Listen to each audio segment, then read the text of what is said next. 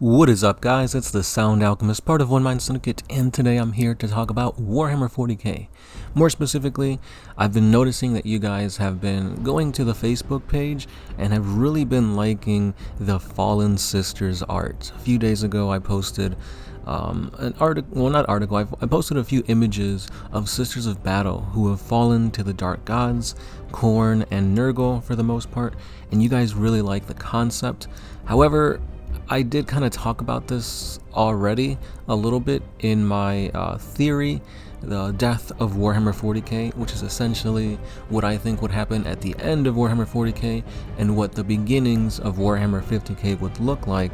And I do talk about Chaos Sisters of Battle and like how that can happen, because lore-wise, Sisters of Battle are so devout to the Emperor that they don't fall to chaos.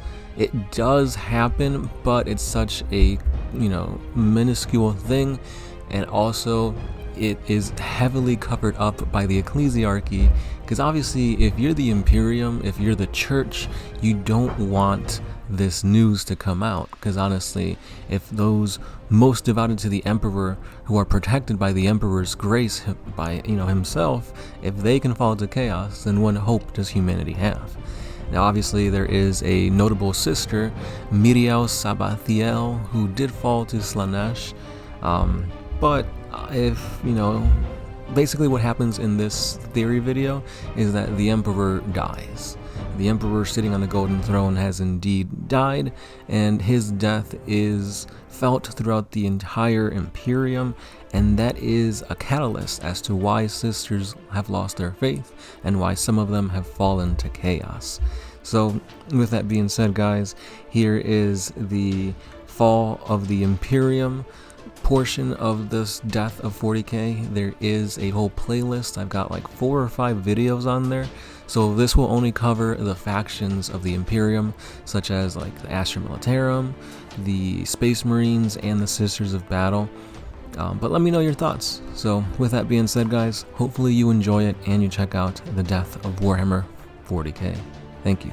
So we're going to be starting off with what happened to the factions of the Imperium, beginning with the Astra Militarum, the Imperial Guard. So the Emperor ended up dying. The Golden Throne failed, and the Emperor could no longer sustain his life, and he perished. With the Emperor's death, so too did the Astronomicon fall. So without that guiding post for warp travel, humanity was severely crippled.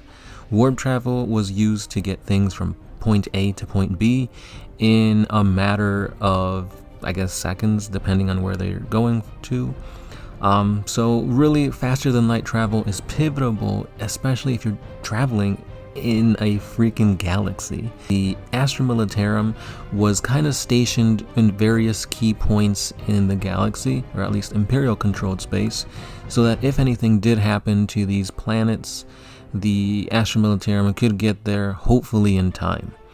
So because of this, the Imperium was forcing its generals to basically do the same amount of work and damage and repairs and whatever they needed to do, but with far fewer men, because it's just impossible to move that much army strength in a point to point basis. So because of that, the Astra Militarum was stretched far too wide, far too thin. Rations were being overused. It is just crazy how much you have to think about, the fuel, the living space, the food.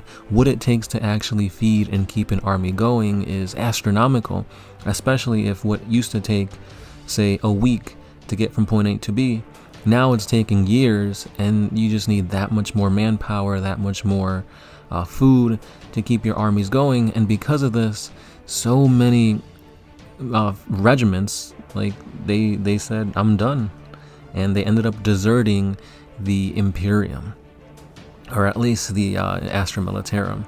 So because of this, the Guard fell horribly. The whole regiments just quit. Yes, the commissars did try to keep them in line by shooting and just trying to do scare tactics and anything they could to keep the High Lords and the Inquisition from, retribution, but that's not enough, because all these people were also in the same boat.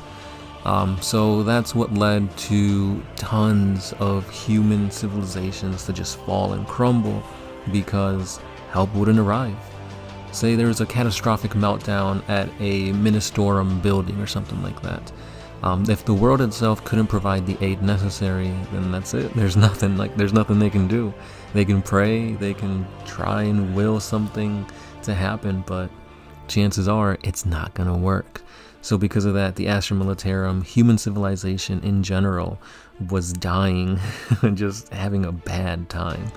And because of this, certain High Lords needed their factions, their worlds to prosper, and this led to them allying with some not so nice chaos gods. So a lot of worlds became demon planets.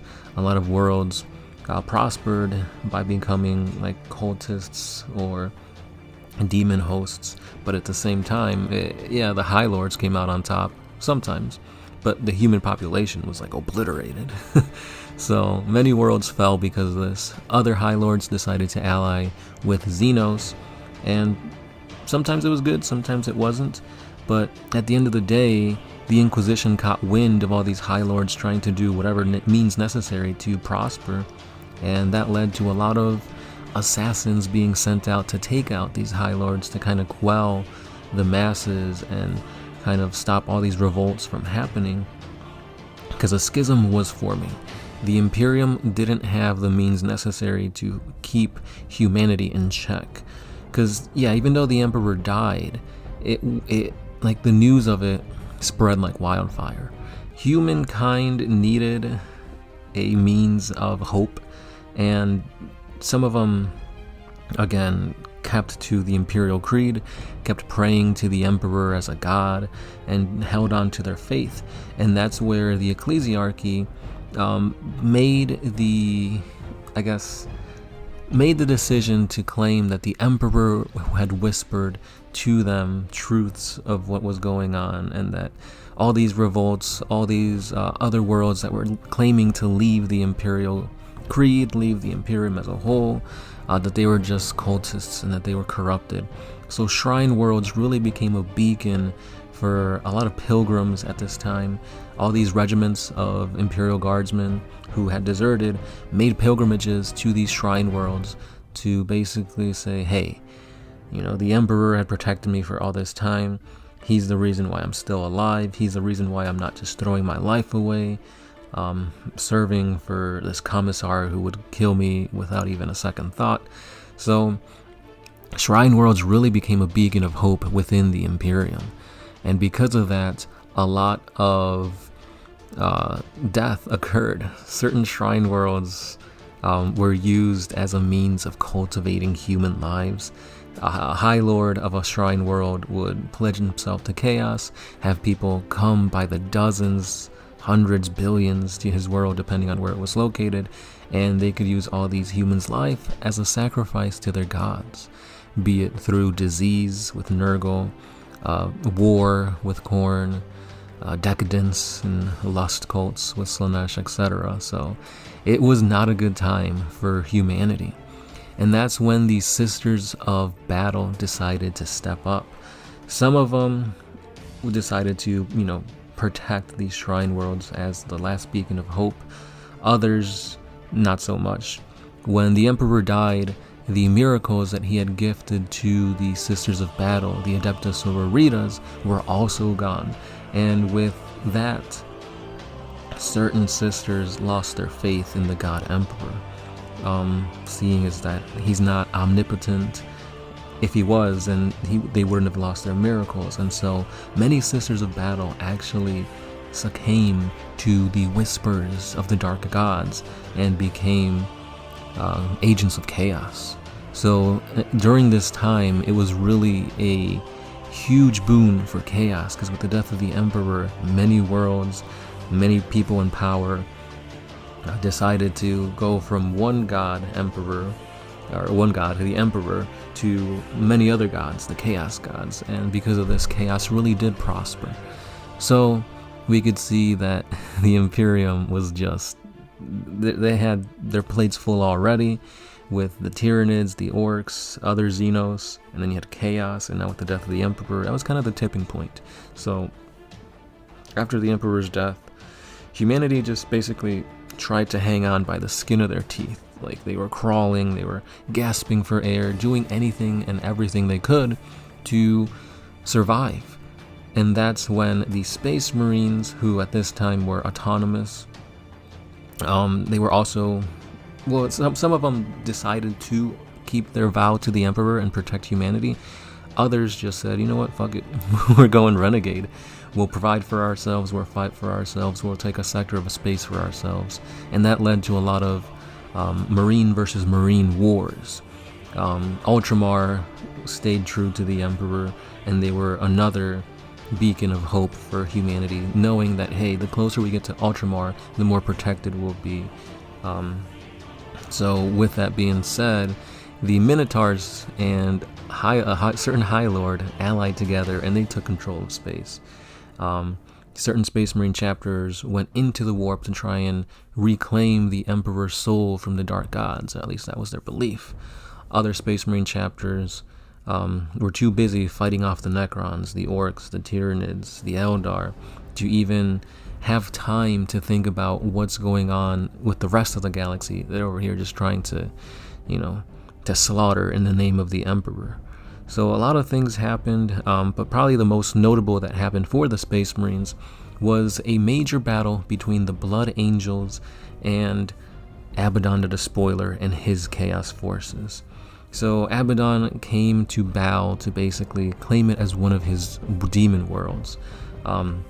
He brought Kabanda. It wasn't I guess you couldn't say it was another crusade of his, like the 14th Great Crusade, but it was akin to it on a much smaller scale. However, with the aid of the Sanguinor, the Primaris Marines, and a few other Imperial factions, Bao survived, but at a great cost. The battle ended when Abaddon was killed by Dante, who gave in to the Black Rage and beheaded Abaddon with his own demon blade, Dracnian. So, with Abaddon the Despoiler dead, his soul taken up by the sword, the forces of chaos retreated, the Sanguinor bested Kabanda, and with no other choice, blood was spilled as Astaroth the Grim had to bring down his axe on his chapter master. So now, with the death of Dante, the Imperium had no leader to rule the Imperium Secundus, because as we all know, Guilliman was the overall commander of the Imperial army, but Dante was number 2. But in the death of this great ancient champion, somebody awoke. Deep within the core of the rock, Lionel Johnson awoke and made his way over to Ultramar, and he basically said, hey, I'm back, I've got my angels, we are still going to be hunting the fallen, but I know that the Imperium is in disarray, allow me to be another general in the Emperor's army. And at that point, that's when the Imperium kind of had like a second, I guess you could say a second wind of sorts, having another Primarch kind of aid them during this dark time. And that's pretty much what's going on with the Imperium just before the 666th day where the Emperor came back to life and the forces of chaos made their way to Terra. So again, guys, thank you for listening. That's kind of my interpretation. I know there's a lot of gaps that still need to be covered, but I'll cover at least the Eldar portion of it, the Tau portion of it, and I think I'll talk about like the Necrons, the Tyranid, and the Orcs all in one video. I also already did talk about the Emperor's apotheosis, the new army of the light, with like the demons of the Emperor coming back to aid the Imperium. Quote-unquote demons, but essentially they're the saints and the angels. They're the lesser and the greater demons, chaos version of the Army of the Light. So go ahead and check out the death of Warhammer 40K so you guys can know the theory that I've talked about. And let me know your thoughts. Does this make sense? Would you like it if this is what happened in the future of 40k?